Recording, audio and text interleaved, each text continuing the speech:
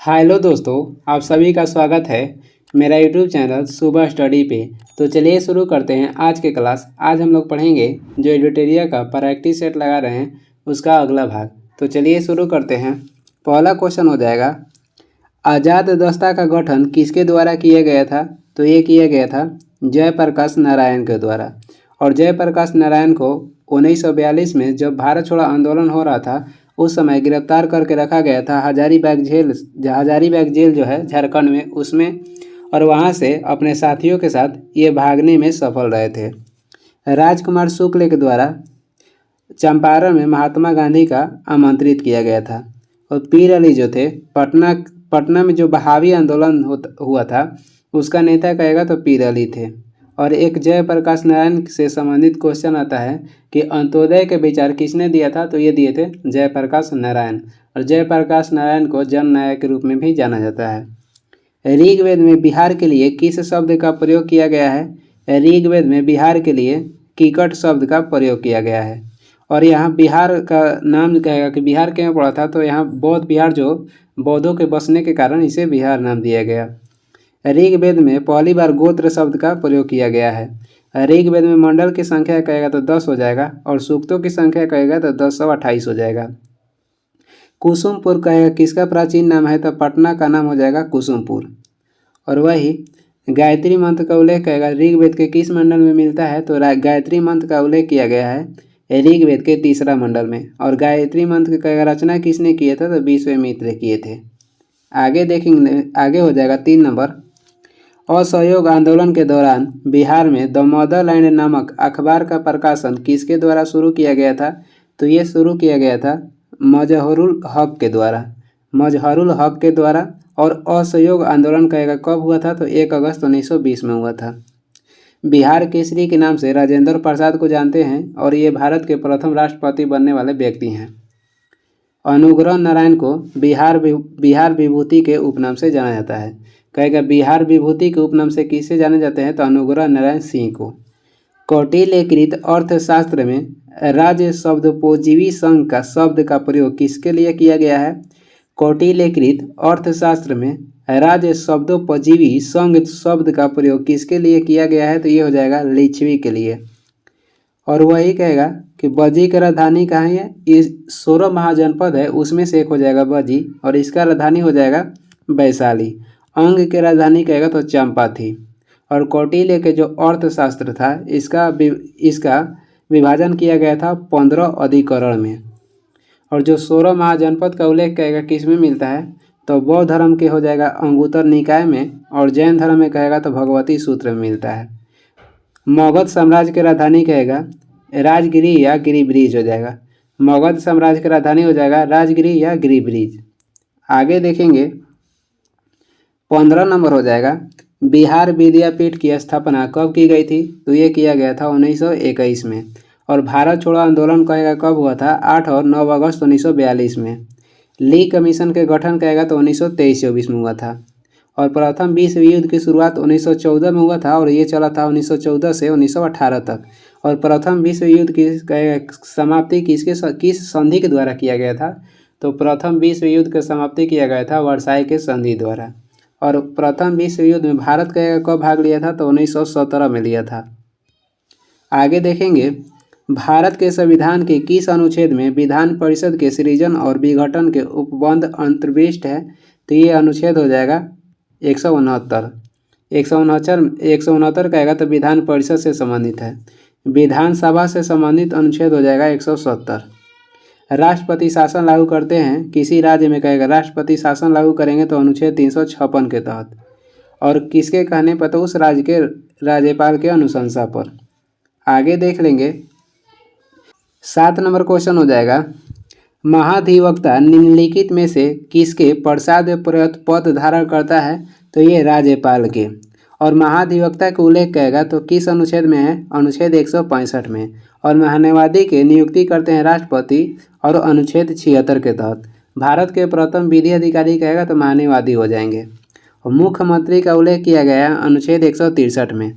और प्रधानमंत्री की नियुक्ति राष्ट्रपति करते हैं अनुच्छेद 75 के तहत।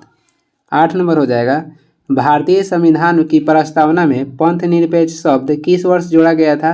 तो ये जोड़ा गया था 42वां संविधान संशोधन 1976 में। और मौलिक कर्तव्य को भी जोड़ा गया था 1976 में 42वां संविधान संशोधन के तहत। और कहेगा समिति कौन सी थी? तो स्वर्ण सिंह समिति के तहत। सिडबी के गठन किया गया था 1990 में और मुख्यालय कहेगा तो लखनऊ हो जाएगा। प्रस्तावना लिया गया है अमेरिका के संविधान से और प्रस्तावना के भाषा कह देगा तो ऑस्ट्रेलिया के संविधान से लिया गया है। और भारत में पिन कोड की शुरुआत कहेगा तो 1972 में हुआ था और जीआईसी की भी शुरुआत हुआ था 1972 में। सेबी की स्थापना किया गया था 1988 में और सेबी को वैधानिक दर्जा दिया गया था 1992 में। सेबी कहेगा मुख्यालय कहाँ है? तो सेबी के मुख्यालय हो जाएगा मुंबई। आगे देख लेंगे 9 नंबर क्वेश्चन हो जाएगा। भारत में पंचायती राज व्यवस्था की शुरुआत कब हुई? भारत में पंचायती राज व्यवस्था की शुरुआत हुई थी 2 अक्टूबर 1959 में। और ये कहाँ लागू हुआ था? पहली बार राजस्थान के नागौर में। दूसरा बार लागू किया गया था कहेगा तो ये लागू किया गया था आंध्र प्रदेश के नेल्लोर में। दूसरा बार आंध्र प्रदेश के नेल्लोर में लागू किया गया था। ली कमीशन निम्नलिखित में से किससे संबंधित था? ली कमीशन का संबंध हो जाएगा भारतीय सिविल सेवा से और ली कमीशन के गठन किया गया था 1923-24 में। शिक्षा व्यवस्था से संबंधित आयोग कहेगा तो सैंडलर आयोग हो जाएगा जिसका गठन किया गया था 1917 में। भारत तिब्बत सीमा आयोग कहेगा ITBP के गठन किया गया था 1962 में। खैबर दर्रा कहाँ स्थित है? तो ये पाकिस्तान में स्थित है। आगे देख लेंगे अगला क्वेश्चन हो जाएगा 11 नंबर। भारत सचिव का पद निम्नलिखित में से किसके द्वारा बनाया गया था? तो ये हो जाएगा भारत शासन अधिनियम 1858 के तहत और इसके तहत मुगल पद की समाप्ति भी की गई थी। 1773 के रेगुलेटिंग एक्ट के तहत पहली बार बंगाल में सर्वोच्च न्यायालय का गठन किया गया था 1774 में। 1853 के चार्टर अधिनियम के तहत सिविल जो सेवा थी इसकी भर्ती की शुरुआत की गई थी। 1861 का भारतीय परिषद अधिनियम के तहत अध्यादेश जारी करने का आदेश दिया गया था। और जो 1774 में बंगाल में सर्वोच्च न्यायालय गठन किया गया था उसका मुख्य न्यायाधीश कौन थे? सर एलिजा इम्पे थे। 12 नंबर हो जाएगा भवानी मंदिर की रचना किसके द्वारा की गई थी? भवानी मंदिर की रचना की गई थी अरविंद घोष के द्वारा। और लाइफ डिवाइन पुस्तक के लेखक कहेगा तो अरविंद घोष हो जाएंगे और इसका उल्टा कहेगा डिवाइन लाइफ पुस्तक के लेखक तो शिवानंद हो गए। गोपाल हरि देशमुख के उपनाम कहेगा तो लोक हितवाद के नाम से जाने जाते हैं, यानी कि गोपाल हरि देशमुख का उपनाम क्या था? लोक हितवाद। विनायक दामोदर सावरकर द्वारा अभिनव भारत की रचना की गई थी या गठन की गई थी 1904 में। श्यामजी कृष्ण वर्मा ने लंदन में इंडिया हाउस के गठन किए थे 1905 में। आगे देखेंगे 13 नंबर हो जाएगा निम्नलिखित में से किसने भारत में अंग्रेजी शिक्षा की नींव डाली? तो इसमें जो दिया गया है देख लेते हैं। 1813 का चार्टर एक्ट था और general committee of public instruction 1823 था और प्राच्यविधि आंग्लविद विवाद भी था। इसमें यह सभी हो जाएगा। और इसमें जो सहायता किए थे वो लॉर्ड मैकाले किए थे। और पहली बार जो था शिक्षा का अधिनियम कब लाया गया था? 1835 में लाया गया था लॉर्ड मैकाले द्वारा, यानी कि अंग्रेजी शिक्षा लागू किया गया था 1835 में। 1813 के तहत 1813 के चार्टर एक्ट है, इसके तहत कंपनी के एकाधिकार जो था इसे समाप्त कर दिया गया था और चीन के साथ चाय और चीनी का जो व्यापार है उसे 20 वर्ष के लिए बढ़ा दिया गया था। किस एक्ट के तहत? 1813 के चार्टर एक्ट के तहत। आगे देखेंगे 14 नंबर हो जाएगा फिनिक्स फॉर्म की स्थापना किस व्यक्ति द्वारा की गई थी? तो फिनिक्स फॉर्म की स्थापना किए थे महात्मा गांधी। और कब किए थे? तो 1904 में किए थे और उस समय महात्मा गांधी दक्षिण अफ्रीका में थे। दक्षिण अफ्रीका महात्मा गांधी गए थे 1893 में और वहाँ से लौटे थे ये 9 जनवरी 1915 में। इसी के उपलक्ष्य में 9 जनवरी को भारतीय प्रवासी दिवस मनाया जाता है। और कहेगा कि महात्मा गांधी को अंग्रेजों ने कैसर-ए-हिंद की उपाधि कब दिए थे? तो 1915 में दिए थे और जब जलियांवाला बाग हत्याकांड हुआ था उस समय महात्मा गांधी कैसर-ए-हिंद के जो उपाधि थे वो लौटा दिए थे। मौलाना अबुल कलाम ने अल हिलाल पत्रिका के संपादक किए थे, यानी कि अल हिलाल पत्रिका के संपादक कहेगा तो मौलाना अबुल कलाम हो जाएंगे। आनंद भवन का संबंध कहेगा तो जवाहरलाल नेहरू से है। और लाला हरदयाल ने अमेरिका के सैन फ्रांसिस्को में गदर पार्टी के गठन किए थे। डेट कहेगा तो 1913 में। हिंदू महासभा की स्थापना कब हुई? हिंदू महासभा की स्थापना हुआ था 1915 में मदन मोहन मालवीय के द्वारा। व्यक्तिगत आंदोलन की शुरुआत हुआ था 1940 में और इसमें महात्मा गांधी ने प्रथम व्यक्ति चुने थे विनोबा भावे को और दूसरा व्यक्ति कहेगा तो जवाहरलाल नेहरू को चुने थे। और वही कहेगा व्यक्तिगत आंदोलन कहाँ हुआ था? तो महाराष्ट्र के पवनार में हुआ था। 1917 में हुआ था चंपारण आंदोलन जो कि बिहार में हुआ था। असहयोग आंदोलन कहेगा तो 1920 में हुआ था। आगे देख लेंगे 16 नंबर हो जाएगा। निम्नलिखित में से किनका संबंध हमारे राष्ट्र ध्वज के डिजाइन से है? तो हमारे राष्ट्र ध्वज का डिजाइन कहेगा किसने बनाया था पहली बार? तो पिंगली वेंकैया बनाए थे। और वही पहली बार कहेगा कि मैडम भिकाजी कामा ने 1907 में झंडा यानी कि राष्ट्रीय ध्वज कहाँ फहराई थी? तो ये जर्मनी के स्टुगार्ड में फहराई थी। संविधान सभा द्वारा राष्ट्रीय ध्वज को कब अपनाया गया? संविधान सभा द्वारा राष्ट्रीय ध्वज को अपनाया गया था 22 जुलाई 1947 में। निम्नलिखित में से वैदिक साहित्य का सही क्रम कौन सा है? यहाँ वैदिक होगा। निम्नलिखित में से वैदिक साहित्य का सही क्रम कौन सा है? तो ये हो जाएगा वैदिक संहिताएं, ब्राह्मण, अरण्यक और उपनिषद।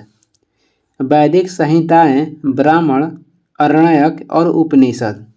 वैदिक काल का कार्यकाल कितना से कितना था? वैदिक काल का कार्यकाल संपूर्ण कहेगा तो 1500 BC से 600 BC था, यानी 1500 ईसा पूर्व से 600 ईसा पूर्व तक था। ऋग्वैदिक काल या पूर्व वैदिक काल के कहेगा कार्यकाल कितना था? तो 1500 ईसा पूर्व से लेकर 1000 ईसा पूर्व तक था। वही उत्तर वैदिक के कार्यकाल कहेगा तो 1000 ईसा पूर्व से लेकर 600 ईसा पूर्व तक था। आर्य समाज जो था वो ये वैदिक काल के ही था और आर्य समाज कहेगा कैसा था? तो पितृ प्रधान था, यानी कि इसमें सर्वाधिक मान्यता पिता की थी। आगे देखेंगे निम्नलिखित में से कौन सी लिपियां अशोक के अभिलेखों में प्रयुक्त हुई थी? तो यह हो जाएगा ब्राह्मणी लिपि, खरोष्ठी लिपि एवं आर्मैक लिपि। कहेगा कि वही भारत में शिलालेख का प्रचलन किसने करवाया था? भारत में शिलालेख के प्रचलन करवाए थे अशोक ने। भारत में शिलालेख के प्रचलन कौन करवाए? तो अशोक। अशोक कहेगा पहले कहाँ थे? तो ये पहले अवंती के राज्यपाल थे। खरोष्ठी लिपि में लिखा गया कहेगा कि खरोष्ठी लिपि में लिखा गया अशोक के अभिलेख कौन सी थी? तो जो शाहबाजगढ़ी एवं मानसेरा अभिलेख था उसकी लेख थी खरोष्ठी लिपि में।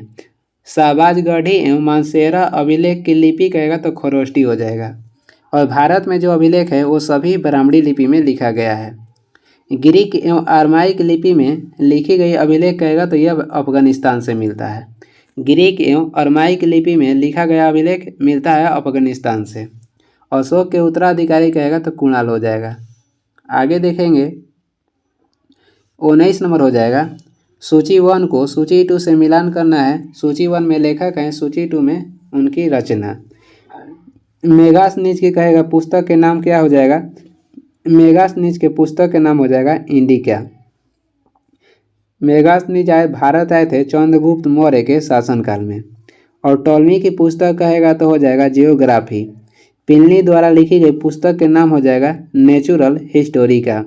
और हेनसोंग की पुस्तक के नाम हो जाएगा CU की।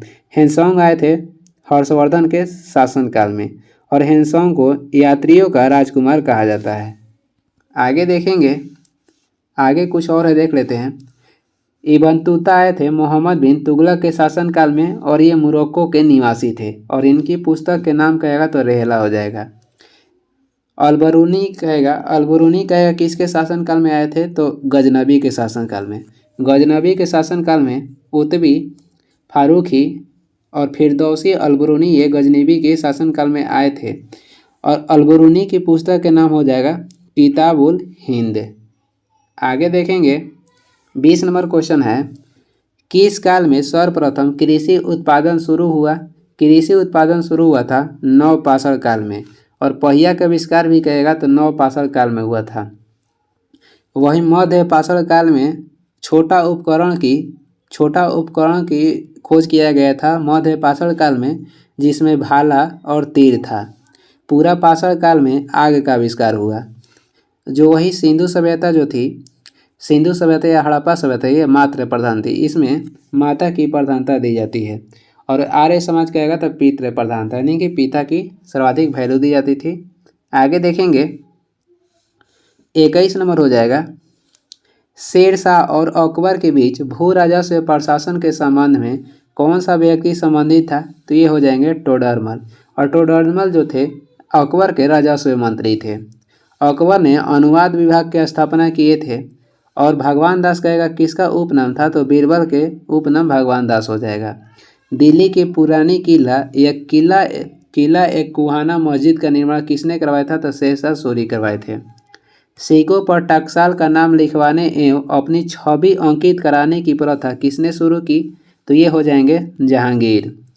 न्याय के जंजीर कहेगा किसने स्थापित किया था? तो ये हो जाएंगे जहांगीर।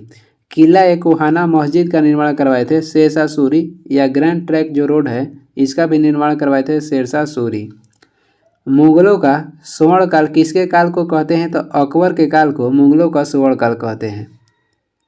आगे देखेंगे 23 नंबर हो जाएगा, चोल साम्राज्य की स्थापना किसने की थी? चोल साम्राज्य की स्थापना किए थे विजयालय। और चोल की राजधानी कहेगा तो तंजावुर या तंजौर थी। और वही सर्वाधिक कहेगा चोल वंश का विस्तार किसके शासनकाल में हुआ था? तो राजेंद्र प्रथम के। और इन्होंने गंगैकोंड चोल की उपाधि धारण किए थे। किसने? तो राजेंद्र प्रथम ने। राजेंद्र द्वितीय ने प्रकेसरी की उपाधि धारण किए थे। चोल किस वंश ने स्थानीय शासन की नींव रखी थी? तो ये हो जाएगा चोल। यह नौसेना रखने वाला वंश कहेगा तो चोल वंश हो जाएगा। चोल वंश के अंतिम शासक हो जाएंगे राजेंद्र थीरी। आगे देखेंगे इनमें से किस राज्य में अरावली की पहाड़ियाँ हैं? तो अरावली की पहाड़ी स्थित है राजस्थान में। अरावली एक प्रकार की अवशिष्ट पर्वत की उदाहरण है। और पुरानी पर्वत भी अरावली हो जाएगा। अरावली की सर्वोच्च चोटी हो जाएगा गुरु शिखर, जिसकी ऊंचाई कहेगा तो 1722 मीटर है। धारवाड़ की पठार स्थित है कर्नाटक में। और कार्डेमम की पहाड़ियाँ स्थित है केरल में, जिसे इलायची पहाड़ी भी कहा जाता है। नीलगिरी की पहाड़ी हो जाएगा तमिलनाडु, जहाँ पूर्वी बिंदु और पश्चिमी घाट मिलते हैं। यानी कि पूर्वी घाट और पश्चिमी घाट का मिलन कहाँ होता है? नीलगिरी की पहाड़ी पर। और ये कहाँ स्थित है? तो तमिलनाडु में स्थित है। नीलगिरी की सबसे ऊंची चोटी कहेगा तो डोडा बेटा हो जाएगा, जिसकी ऊंचाई हो जाएगा 2637 मीटर। आगे देखेंगे 25 नंबर क्वेश्चन है, निम्नलिखित में से कौन सी भू आकृति का निर्माण नदी के अपरदन क्रिया द्वारा होता है? तो ये गर्ज का जो निर्माण होता है नदी के अपरदन क्रिया के द्वारा होता है। डेल्टा का निर्माण कहेगा कैसे होता है? तो जो नदी के बहाव मंद हो जाता है तो उसमें जो धारा है एक इधर उधर बहने लगता है, उसी के कारण डेल्टा का निर्माण होता है। भारत में सर्वाधिक कहेगा तो जलोढ़ मिट्टी पाई जाती है। और ये सर्वाधिक उपजाऊ मिट्टी भी है। बाढ़ का मैदान नदी के कटा छटा हुआ भाग को बाढ़ का मैदान कहते हैं। निम्नलिखित में से कौन वलित पर्वत का उदाहरण नहीं है? तो इसमें जो सियरा नेवेदा है ये वलित पर्वत का उदाहरण नहीं है, ये ब्लॉक पर्वत है। और ये कहाँ स्थित है? तो अमेरिका में। एंडीज पर्वत स्थित है दक्षिणी अमेरिका में। रॉकी पर्वत कहेगा तो ये कनाडा के सीमा पर स्थित है। हिमालय ये नवीन पर्वत है और इसका उत्पत्ति कहेगा तो टेथिस सागर से हुआ है। आगे देखेंगे 27 नंबर, दलहन तथा तिलहन में सर्वाधिक उत्पादन करने वाला राज्य कौन सा है? तो ये हो जाएगा राज्य मध्य प्रदेश। और सोयाबीन के सर्वाधिक उत्पादन कहेगा तो मध्य प्रदेश ही होगा। जीरा और धनिया का सर्वाधिक उत्पादन करने वाला भारतीय राज्य हो जाएगा राजस्थान। गन्ना का सर्वाधिक उत्पादन होता है उत्तर प्रदेश में। प्याज के सर्वाधिक उत्पादक कहेगा तो महाराष्ट्र में होता है। 28 नंबर हो जाएगा, निम्न में से किस देश में ग्रेट स्लेव झील स्थित है? तो ये स्थित है कनाडा में।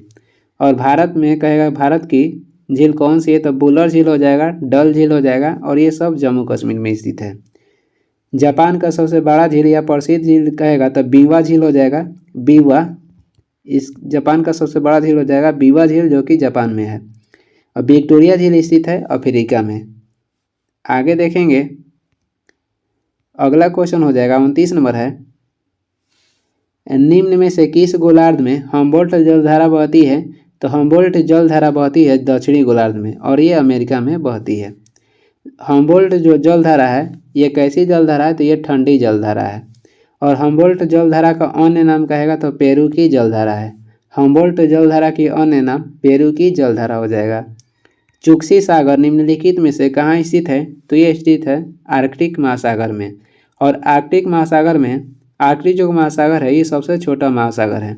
महासागर की संख्या हो जाएगा 5 और सबसे छोटा हो जाएगा आर्कटिक महासागर। सबसे बड़ा कहेगा तो प्रशांत महासागर हो जाएगा। और बरमुंडा जो त्रिभुज है ये उत्तरी अटलांटिक महासागर में स्थित है। आगे देखेंगे 31 नंबर हो जाएगा। सुदूर दक्षिण में स्थित लैंडलॉक्ड देश कौन सा है? यानी कि भू अवस्थित देश कौन सा हो जाएगा? तो ये हो जाएगा लेसेथो। सुदूर दक्षिण में स्थित भू अवस्थित देश हो जाएगा लेसेथो। और भू अवस्थित देशों की संख्या 44 है और सबसे बड़ा कहेगा तो कजाकिस्तान हो जाएगा और इसकी राजधानी कहेगा तो अस्ताना है। बाकी देखते हैं नाइजर की राजधानी कहेगा तो नियामी हो जाएगा। 32 नंबर हो जाएगा। किलिमांजारो पर्वत किस देश में स्थित है? तो ये स्थित है किलिमांजारो स्थित है तंजानिया में।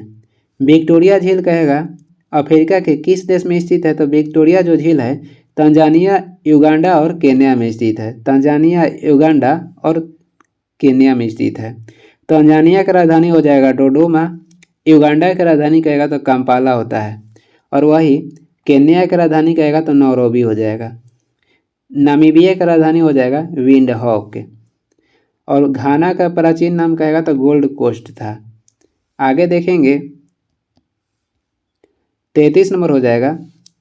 पोलर सिल्क रोड निम्नलिखित में से कौन सा देश बना रहा है? तो ये चीन बना रहा है। डूबते हुए सूर्य का देश कहेगा तो ब्रिटेन को कहते हैं और उगते हुए सूर्य का देश हो जाएगा जापान। रूस का विघटन हुआ था 1991 में और 15 गणतंत्र में हुआ था। भारत के कितने राज्य पाकिस्तान के साथ सीमा साझा करता है? तो 3 राज्य और 1 जम्मू कश्मीर साझा करता है, यानी केंद्र शासित प्रदेश 1 और 3 गो राज्य। 3 राज्य में हो जाएगा पंजाब, गुजरात और राजस्थान और 1 हो जाएगा जम्मू कश्मीर। बांग्लादेश से 5 भारतीय राज्य सटे हैं और चीन से भी 5 भारतीय राज्य सटे हैं। म्यांमार से कहेगा तो 4 भारतीय लगते हैं और भूटान से भी 4 लगते हैं। आगे देखेंगे 35 नंबर हो जाएगा। इको मार्क का चिन्ह क्या प्रदर्शित करता है? तो ये लेबल लगाने की व्यवस्था को प्रदर्शित करता है और ये क्या करता है? तो उत्पादों की जांच के लिए इको मार्क का चिन्ह लगाया जाता है। मिट्टी के जो बर्तन में पानी ठंडा रहता है इसका कारण कहेगा तो वाष्पीकरण हो जाएगा। राष्ट्रीय पशु चिकित्सा केंद्र कहाँ स्थित है? तो उत्तर प्रदेश के रायबरेली में स्थित है राष्ट्रीय पशु चिकित्सा केंद्र। पक्षियों के अध्ययन को क्या कहते हैं? तो ऑर्निथोलॉजी कहते हैं। आगे देखेंगे 36 नंबर हो जाएगा। चिकित्सा के क्षेत्र में गोल्डन आवर इनमें से किससे संबंधित है? तो ये हो जाएगा हार्ट अटैक से। चिकित्सा के क्षेत्र में गोल्डन आवर इनमें से किससे संबंधित है? तो हार्ट अटैक से। और चिकित्सा शास्त्र के जनक कहेगा तो हिप्पोक्रेटस हो जाएंगे। कैंसर के उपचार में कोबाल्ट के समस्थानिक का प्रयोग किया जाता है। 37 नंबर क्वेश्चन देखेंगे। 37 नंबर हो जाएगा। एक व्यक्ति दुर्घटना में घायल हो गया है, उसके रक्त समूह की जांच के लिए समय नहीं है, उसे निम्न में से कौन सा रक्त दिया जाना चाहिए? तो उसे हम लोग ओ नेगेटिव रक्त देंगे क्योंकि ओ नेगेटिव जो रक्त समूह है ये किसी को भी दिया जा सकता है। ओ जो रक्त समूह है उसे कहते हैं सार्वधाता रक्त समूह। यहाँ गलत है, सार्वधाता रक्त समूह कहेगा कौन सा हो जाएगा? तो ओ हो जाएगा। और ओ रक्त समूह यानी कि ओ रक्त समूह में कोई भी एंटीजन नहीं पाया जाता है और ए बी रक्त समूह में कोई भी एंटीबॉडी नहीं पाया जाता है। ए बी को सार्वे अदाता रक्त समूह कहते हैं और वे सार्वधाता कहेगा तो ओ को कहते हैं और सर्वे अदाता यानी कि लेने वाला कहेगा तो ए बी हो जाएगा। रक्त समूह के खोज किए गए थे लैंडस्टीनर ने। रक्त समूह के खोज किसने किया था? लैंडस्टीनर ने किए थे। आगे देखेंगे 38 नंबर हो जाएगा। जब तक व्यक्ति वृद्ध होते जाता है तो सामान्यतः उसका रक्त का दाब क्या होगा? तो ये बढ़ते जाता है, यानी बूढ़ा होने पर किसी व्यक्ति का रक्त दाब क्या होगा? तो बढ़ जाएगा। दौड़ते समय यानी कि दौड़ लगाते समय किसी व्यक्ति का रक्त दाब क्या होता है? तो ये बढ़ जाता है और सोते समय घट जाता है। रक्त दाब मापा जाता है, रक्त दाब कहेगा तो कैसे मापा जाता है, स्फैग्नो मैनोमीटर से। यहाँ स्फैग्नो होगा, रक्त दाब मापा जाता है स्फैग्नो मैनोमीटर से। और केवल मैनोमीटर से कहेगा तो गैस का दाब मापा जाता है।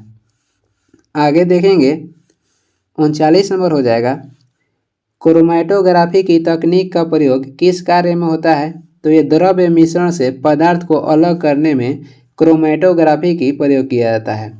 ठोस को गैस से अलग करने में, यानी कि गैस को ठोस से अलग करने में इसका हो जाएगा ऊर्ध्वपातन। ऊर्ध्वपातन ये है कि ये ठोस से सीधे गैस में परिवर्तित होता है। पदार्थों की संरचना के अनुसार सभी पदार्थ परमाणु के बने होते हैं। आगे देखेंगे, अगला क्वेश्चन हो जाएगा 40 नंबर, स्तंभ ए को स्तंभ बी से मिलान करना है। इसमें उत्पाद हो जाएगा, इसमें स्रोत हो जाएगा। फॉर्मिक अम्ल किस में पाया जाता है, तो फॉर्मिक अम्ल पाया जाता है चींटी के डंक में। और साइट्रिक अम्ल पाया जाता है नींबू में। और टार्ट्रिक अम्ल कहेगा तो इमली में पाया जाता है। और नींबू के पीएच मान कहेगा तो 2.2 हो जाएगा, सिरका का हो जाएगा 2.4। नींबू के 2.2, सिरका के 2.4 और शराब के 2.8 होता है। आगे देखेंगे 41 नंबर हो जाएगा, लोहा जिससे प्राप्त किया जाता है वह है, तो लोहा प्राप्त किया जाता है हेमेटाइट से। और इसका सूत्र हो जाएगा Fe2O3। और ये भारत में सबसे अधिक पाया जाता है। वही मैग्नेटाइट से भी लोहा प्राप्त किया जाता है, जिसका सूत्र होता है Fe3O4। और ये सबसे अच्छा होता है। मोनाजाइट प्राप्त किया जाता है। मोनाजाइट का सर्वाधिक उत्पादन भारत के केरल से होता है। और ये कहेगा मोनाजाइट किसका अयस्क है, तो ये थोरियम का अयस्क है। यूरेनियम का अयस्क हो जाएगा पिच ब्लेड। 1 नैनोमीटर निम्नलिखित में से किसके बराबर होता है, 1 नैनोमीटर 10⁻⁻9 मीटर के बराबर होता है। सेंटीमीटर में कहेगा तो 10⁻⁻7 सेंटीमीटर हो जाएगा। और 1 एंगस्ट्रॉन के मान होता है 10⁻⁻10 मीटर। सेंटीमीटर में कहेगा तो -10⁻⁸ सेंटीमीटर हो जाएगा। आगे देख लेंगे 43 नंबर क्वेश्चन है, पदार्थ के संवेग और वेग के अनुपात में कौन सी भौतिक राशि प्राप्त की जाती है, तो ये प्राप्त किया जाता है द्रव्यमान। पदार्थ के संवेग और वेग के अनुपात में कौन सी भौतिक राशि प्राप्त की जाती है, तो द्रव्यमान। और जड़त्व का माप कहेगा कौन सी है, तो जड़त्व का माप होता है द्रव्यमान। बल बराबर होता है द्रव्यमान गुणे त्वरण। वही त्वरण बराबर होता है वेग गुणे समय। आगे देखेंगे 44 नंबर हो जाएगा, सड़क पर चलने की अपेक्षा बर्फ पर चलना कठिन है, क्योंकि बर्फ में सड़क की अपेक्षा घर्षण कम होती है। जहाँ घर्षण कम होगा वहाँ चलने में कठिनाई होगी। अपकेंद्रीय बल कहेगा, अपकेंद्रीय बल क्या है, तो अपकेंद्रीय बल आभासी बल है और घर्षण बल क्षयकारी बल है। अपकेंद्रीय बल हो जाएगा आभासी बल और घर्षण बल हो जाएगा क्षयकारी बल। आगे देख लेंगे 45 नंबर हो जाएगा, प्रतिरोध का मान क्या होगा यदि परिपथ में विद्युत धारा 10 एम्पीयर तथा विभवांतर 12 वोल्ट हो। प्रतिरोध का मान बताना है जिसमें विद्युत धारा 10 एम्पीयर है और विभवांतर 12 वोल्ट है। तो इसका सूत्र होता है R बराबर V/I। तो R पूछ रहा है, यानी कि प्रतिरोध पूछ रहा है। V का मान दिया है 12 और वही I का मान दिया है 10। तो भाग देने पर 1.2 ओम हो जाएगा। यदि चलती हुई वस्तु का वेग दोगुना हो जाए तो उस वस्तु की गतिज ऊर्जा क्या होगी। जब वेग दोगुना होगा तो उसके गतिज ऊर्जा 4 गुना हो जाएगी। वेग दोगुना होने पर गतिज ऊर्जा 4 गुना हो जाएगा। इसका सूत्र होता है 1/2 mv²। यहाँ भी दोगुना करने पर v का स्क्वायर कीजिएगा तो 4 हो जाएगा। वही संवेग दोगुना होने पर वेग दोगुना होने पर संवेग क्या होता है, ये दोगुना ही रहता है। आगे देखेंगे 47 नंबर हो जाएगा, मरुस्थल में मृग मरीचिका उत्पन्न होने का क्या कारण है, तो ये कारण हो जाएगा प्रकाश का पूर्ण आंतरिक परिवर्तन। और प्रकाश का अपवर्तन के उदाहरण हो जाएगा आकाश में तारे का टिमटिमाना या पानी में रखी छड़ी को तिरछा दिखाई देना। प्रकाश का विखंडन का उदाहरण हो जाएगा जो सूर्य में हाइड्रोजन है ये हीलियम में परिवर्तन होता है, इसका कारण हो जाएगा प्रकाश का विखंडन। आगे देखेंगे 47 नंबर हो जाएगा, सेल्सियस स्केल पर मानव शरीर का सामान्य तापमान होगा। सेल्सियस पर कहेगा तो 37 डिग्री सेल्सियस हो जाएगा। और केल्विन में होता है 310 केल्विन। फ़ारेनहाइट में होता है 96.6 फ़ारेनहाइट। और इसे चेंज कर सकते हैं CY5 और F-32/9 पर। किस सिद्धांत पर जेट इंजन कार्य करता है? तो जेट इंजन कार्य करता है रैखिक संवेग संरक्षण पर। और द्रव्यमान संरक्षण का नियम है द्रव्य का न तो निर्माण होता है न ही विनाश, केवल इसका स्वरूप बदलता है। और वही ऊर्जा में हो जाएगा, ऊर्जा का न तो निर्माण किया जा सकता है और न ही विनाश, केवल इसका जो है ट्रांसफर या परिवर्तन किया जा सकता है। आगे देखेंगे 50 नंबर हो जाएगा। फाउंटेन पेन के आविष्कारक कौन थे? तो फाउंटेन पेन का आविष्कार किए थे वाटरमैन। और वही लेजर का आविष्कार किसने किया था? तो TH मेनन यानी कि थियोडर मेनन किए थे। डायनामाइट के आविष्कार किए थे 1867 में अल्फ्रेड नोबेल। टेलीविज़न के आविष्कार किसने किया था? तो JL बेड किए थे। और विश्व टेलीविज़न दिवस 21 नवंबर को मनाया जाता है। आगे कुछ वन लाइनियर क्वेश्चन है, देखते हैं। यूरोप महाद्वीप के बारे में जानते हैं। प्रायद्वीपों का प्रायद्वीप कहा जाता है, तो ये कहा जाता है यूरोप महाद्वीप को। यूरोप की सबसे लंबी नदी कहेगा तो ये हो जाएगा वोल्गा नदी। फैशन की नगरी के रूप में जाना जाता है फ्रांस को। और किसानों का देश भी फ्रांस को कहते हैं। विश्व का अन्न भंडार के रूप में जाना जाता है यूक्रेन को। और यूक्रेन की राजधानी कहेगा तो कीव हो जाएगा। प्रसिद्ध ब्लैक फॉरेस्ट स्थित है जर्मनी में, यानी कि काला जंगल कहाँ स्थित है? जर्मनी में। और काला पर्वत कहेगा तो भूटान हो जाएगा। झीलों की देश हो जाएगा फिनलैंड। झीलों के देश किसे कहते हैं? तो फिनलैंड को। यूरोप का भारत कहा जाता है इटली को, क्योंकि कृषि प्रधान देश होने के कारण। आगे देख लेंगे। आगे हो जाएगा फ्रांस को यूनाइटेड किंगडम से अलग करता है, तो ये अलग करता है English channel. Playground of Europe के नाम से जाना जाता है स्विट्जरलैंड को, यानी कि यूरोप के खेल के मैदान किसे कहते हैं? स्विट्जरलैंड को। और कॉकपिट ऑफ यूरोप कहेगा तो कॉकपिट ऑफ यूरोप हो जाएगा बेल्जियम। इटली की गंगा कहा जाता है पो नदी को। काकेशस राज्य के रूप में जाना जाता है जॉर्जिया को, आर्मेनिया एवं अजरबैजान को। काकेशस राज्य के रूप में जाना जाता है जॉर्जिया, आर्मेनिया एवं अजरबैजान को। कॉकपिट ऑफ यूरोप कहते हैं बेल्जियम को। आगे देखेंगे विभिन्न देश एवं उनके बीच स्थित पर्वत हो जाएगा, जो कि सभी महत्वपूर्ण है। पेरिनीज पर्वत कहेगा किस किस देश के बीच स्थित है? तो फ्रांस एवं स्पेन के बीच स्थित है पेरिनीज पर्वत। आल्प्स पर्वत कहेगा तो फ्रांस एवं इटली के मध्य स्थित है। जूरा पर्वत हो जाएगा फ्रांस एवं स्विट्जरलैंड के मध्य। वासेजस पर्वत हो जाएगा फ्रांस एवं जर्मनी के मध्य। इसमें तो ये दोनों पूछता है। पिरनीज कहाँ स्थित है? तो फ्रांस और स्पेन के बीच। आल्प्स कहेगा तो फ्रांस और इटली के बीच। आगे देखेंगे अंटार्कटिका में भारत ने अपना पहला शोध केंद्र कब स्थापित किया था? तो ये किया था 1983-84 में, जिसका नाम था दक्षिण गंगोत्री। और दूसरा कहेगा तो दूसरा शोध केंद्र स्थापित किया गया था जिसका नाम था मैत्री, और इसकी स्थापना हुआ था 1988-89 में। और तीसरा का नाम था हो जाएगा भारती, और इसका गठन किया गया था 2012 में, यानी स्थापित किया गया था 2012 में। ये वीडियो के लास्ट क्वेश्चन है। और वीडियो को लास्ट तक देखने के लिए धन्यवाद। वीडियो पसंद आ रहा है तो लाइक कर दीजिएगा, और वीडियो अच्छा लग रहा है तो चैनल पर नए हैं तो सब्सक्राइब भी कर दीजिएगा। और इसका PDF चाहिए तो डिस्क्रिप्शन में टेलीग्राम का लिंक है, वहाँ से डाउनलोड कर लीजिए, या सर्च भी कर सकते हैं सुबह स्टडी। Thank you.